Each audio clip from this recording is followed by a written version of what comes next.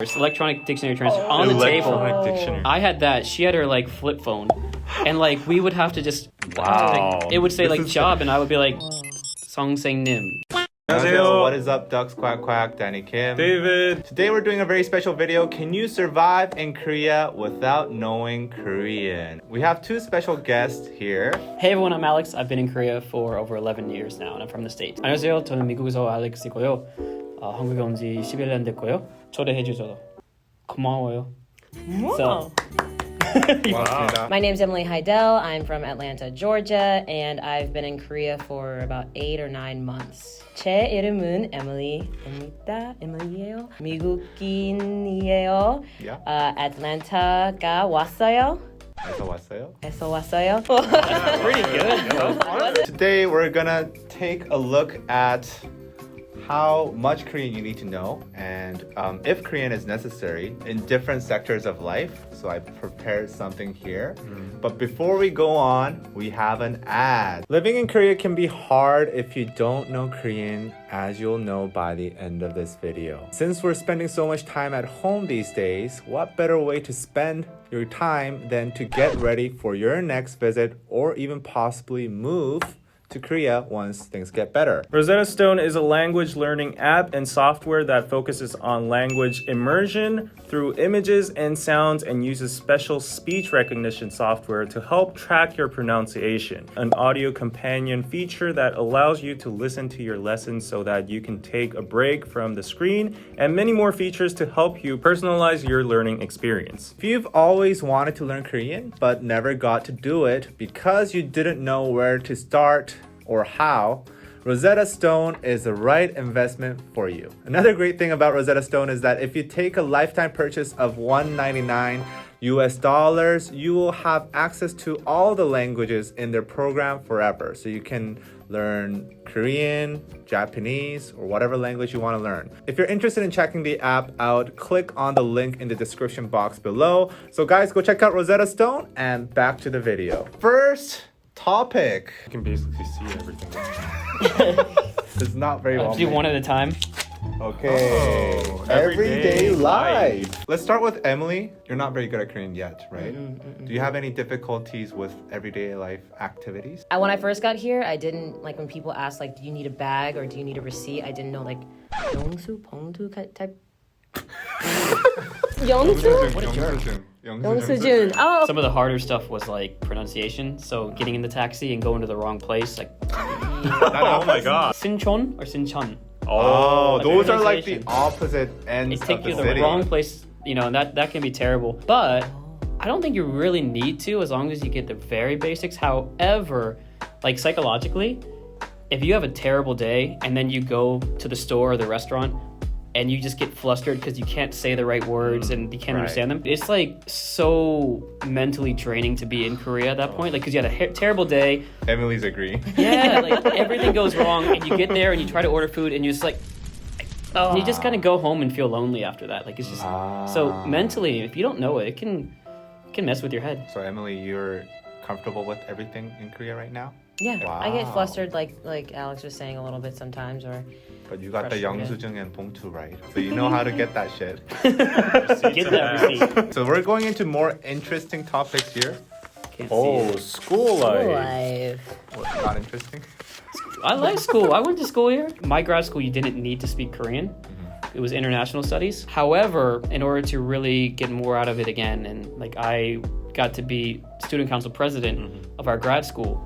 So in order to do that, you do need to speak a little Korean. You don't need to technically, but if you want to get the respect of your peers, for them to vote for you, and the respect of the professors for them to support you, I guess it's like mutual respect. If you want them to respect you, you got to speak it. Did you have difficulty when you didn't speak Korean making friends? No, because there's a lot of Koreans that want to practice speaking English, to be honest. Oh, I see. So no, the difficulty was like trying to make friends with people who weren't trying to study Right. English. Like me.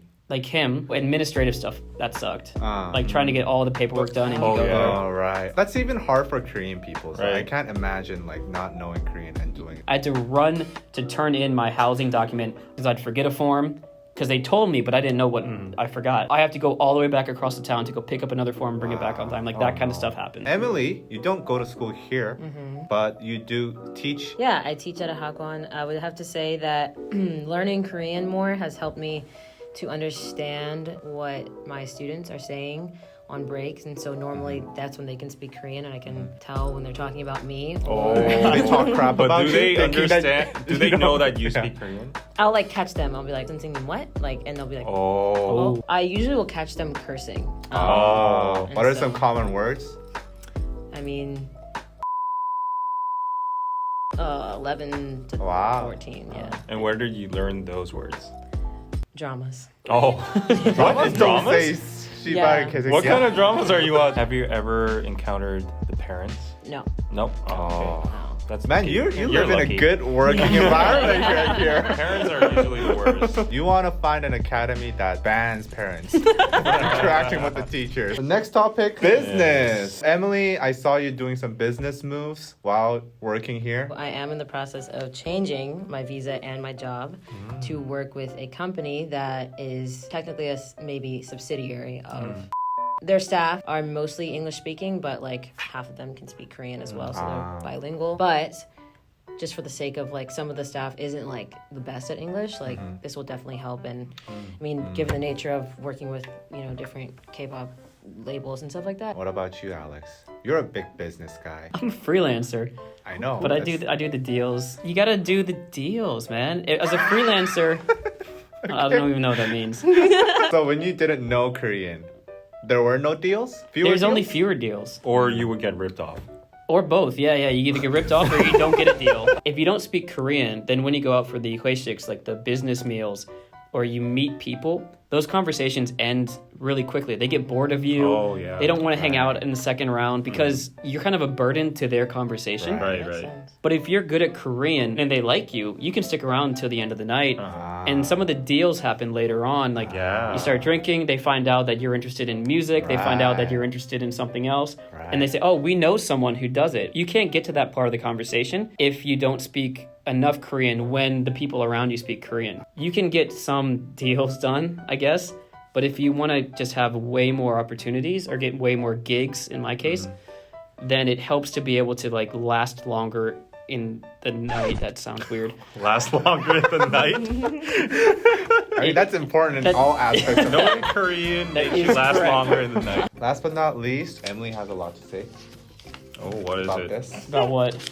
Oh my goodness. Oh, wow. In those 8 dating. months? Dating. Dang. In 8 8 months. months. That's pretty good. Okay. Did you have a time when you were interested into a Korean, but because of the language barrier, you couldn't like proceed? Yes. It was just with friends and they knew I was into him and we had to like use like a friend as like a translator. Wow. Yeah. That's You insulting. say something and you don't show him that. Here she's not only a third wheel, but also a translator. Papa go. So did that experience stimulate you to learn Korean even harder? No. No? No, it was more for like everyday life and business. Alex, What's up? okay, you've been through many women.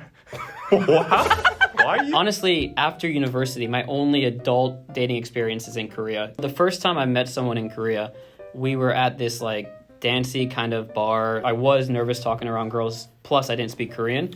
So we were down there, and my friend and I were like, oh, that girl's cute. It's like, go talk to her, Alex. And of course I didn't. He went Sounds up. like every night for me. He went up and pulled her over, and we started talking the best we could, but it was like not working. Exchanged numbers, went on a date, and the first date, this was before smartphones. We literally put our Dictionaries? dictionary translators, electronic dictionary translators on the table. Electronic dictionary. I had that. She had her like flip phone, and like we would have to just Wow. like, it would say This like is- job, and I would be like, Song Nim, you are very limited. You can't date a Korean. Right. Like that lasted maybe 3 months, like only a couple days. that's a That long lasted time. long. I thought it was like 3 minutes. Oh, but it was only that, right? It hasn't been until recently that I've been able to date a Korean who doesn't really speak English and like have a meaningful conversation, have a meaningful relationship. And so there are limits if you want to have that deep connection with someone and they don't speak your language good enough. Right. And the other part that people forget is like if you want to push it to the next step and meet the parents, and they don't speak English. Right. You know, like Then you can't pull out the dictionary. no. Don't get me wrong, like it's super fun dating when you both don't speak the same language. It's fun, you laugh a lot. Yeah, you can date and not speak the language even if they don't, but you're not going to have like that deep meaningful relationship. As in deep, meaningful conversations. What kind of subjects or topics? Space?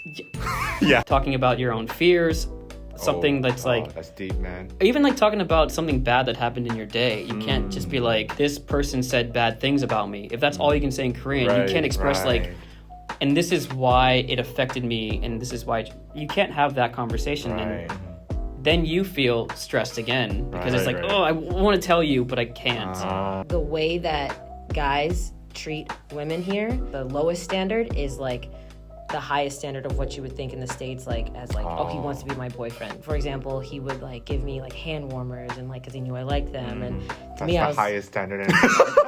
Wow, Listen, American. What's happening? What are you doing, Alex? Like if I were walking in the middle of the street, he would like go out of his way to like move me like out of the, like if a car was like That's really standard far away, protocol. not in the U.S. We don't learn that. To me, I was like, oh wow, he must want to be my boyfriend. And then he was like, what? And that ended. But Knowing the language, but to also understand the culture. We were out drinking, and we met these two girls and a guy out drinking, and then we started talking to them, and it was fun, had a great time. At the end of the night, we were walking to go to get a taxi. The guy, who kind of knew a little bit of English, was kind of saying in like half English, half Korean, like, she wants to go to a motel with you. And I was like, I don't understand. Like, wait, I have an apartment. Why would I go to a motel? Like, oh no, she wants to go to a motel. And I'm like, I don't want to pay money for a motel. This is stupid. Why would I go to a motel?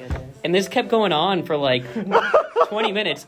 And finally they gave up and left. Because I didn't know that part of the culture and what that kind of meant, like what they were trying to tell me. It means you're gonna sleep together. I never saw her again. I don't know. She's probably married with kids now. I have no idea. Right. And then you study Korean so hard. This is for us, actually.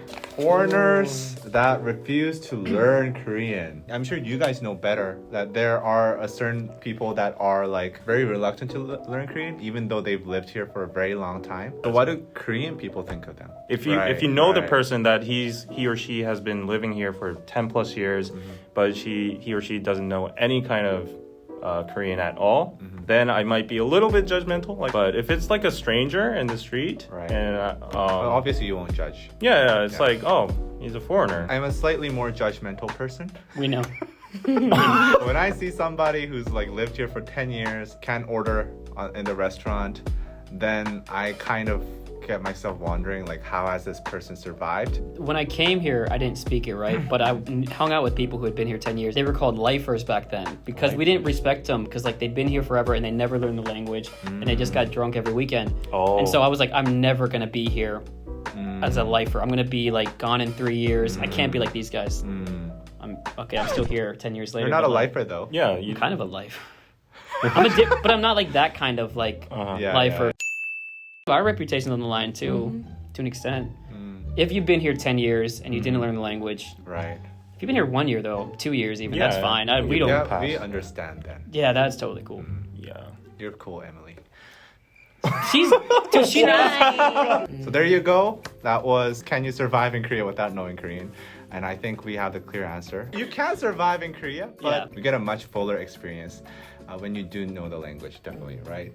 So if you want to learn Korean, like Alex did, or Emily, then go to Rosetta Stone. The link is in the pinned comments below, and you guys can check it out, learn Korean, and maybe sometime in the future, come to Korea and live here.